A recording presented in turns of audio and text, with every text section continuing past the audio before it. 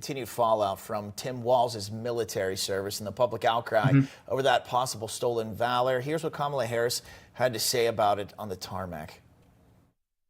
This has been about your vice presidential pick and his leaving the National Guard at 24 years. Vance said that he deserted his own troops or his own colleagues. What's your take on that? Listen, I praise anyone who has presented themselves to serve our country, and I think that we all should. The Harris campaign, yeah, that's right.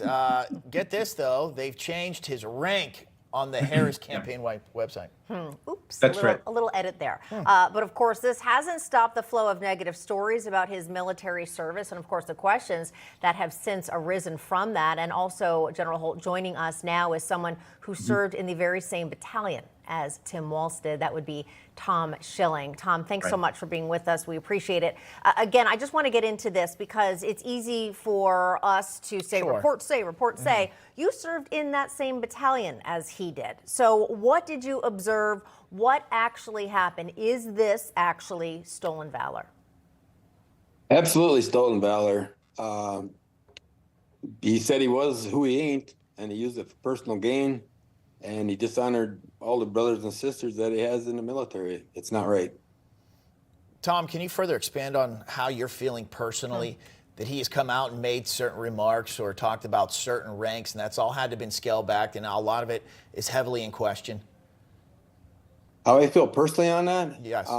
It's like how I feel on it. If I have a family and kids and they screw up, we go out and apologize to the people and say we're sorry, and we make it right, and we tell our kids it's wrong and this is right. In the military, we had kids, boys going over to combat. They come back as men. They're proud of what they did. And if Governor Walz would have been a leader, when he pulled out, he would have got everybody together and he would have said, I'm sorry, I have to leave for whatever reasons I have to leave. I'm putting somebody else in charge that'll take care of you. You're going to be in good hands. And he would have explained it to him like a good leader would. If he was a good leader and he knew what he did with stolen valor, he'd apologize to the American people, apologize to us, and say, hey, you know, I said I was somebody I'm not. I'm sorry. I apologize. If he would have come clean and said, you know, I wasn't in Afghanistan. It was deceiving you. It was for my own personal gain. I was running for whatever. I needed the position. I apologize. I'm deeply sorry. I wouldn't be here. It's wrong what he did. I don't want to be here, but it's the right thing to do. I want our honor back. There's a bond between the American people and the military. Back in the days of Vietnam, you couldn't wear your uniform. It was a disgrace. We have that honor back.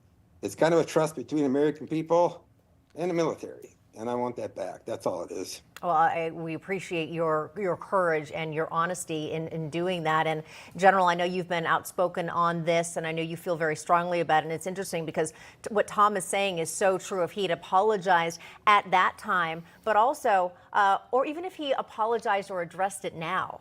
But of course, we know how the Democratic Party works, especially in election time. They're just going to deny. Right. So let's go to what the party did. The party completely underestimated that. First off, they had to know about the issue, but they completely underestimated what stolen valor means to the veteran community, especially with what we've seen in the last 4 years with the ending of Kabul, brought to you by this national security team and this vice president. That's one. Two, I look, we've covered the stolen valor piece, but let's expand it out to what this really means for someone seeking to be the vice president. This is a crisis in character. This is a person who has many meetings with a violent extremist espousing a mom in his own state. Many. We're talking about that later as well. Yep. Yeah, who supported October 7th and continues to. He's got his record on tampons in kids' schools, violating American values. His relationship to the Chinese has got to be addressed before he would ascend to such high office. And this is the guy who says, I can be one heartbeat away from the nuclear football. I think we know what we need to know, and the stolen valor thing is what starts to shine the spotlight on that. Yeah. All right, gentlemen, we're going to have to leave it there. I wish we had more time. Excellent conversation. Tom Schilling, again, thank you for your candor. I know it's not easy for you doing what you're doing, but we respect that, but of course also what you've done for this country. And of course, General Holt, we know how you feel. We feel about you as well. Thanks for your insight and of course for your service. Thank you. I appreciate it. All right. And coming up, a tense situation around the world.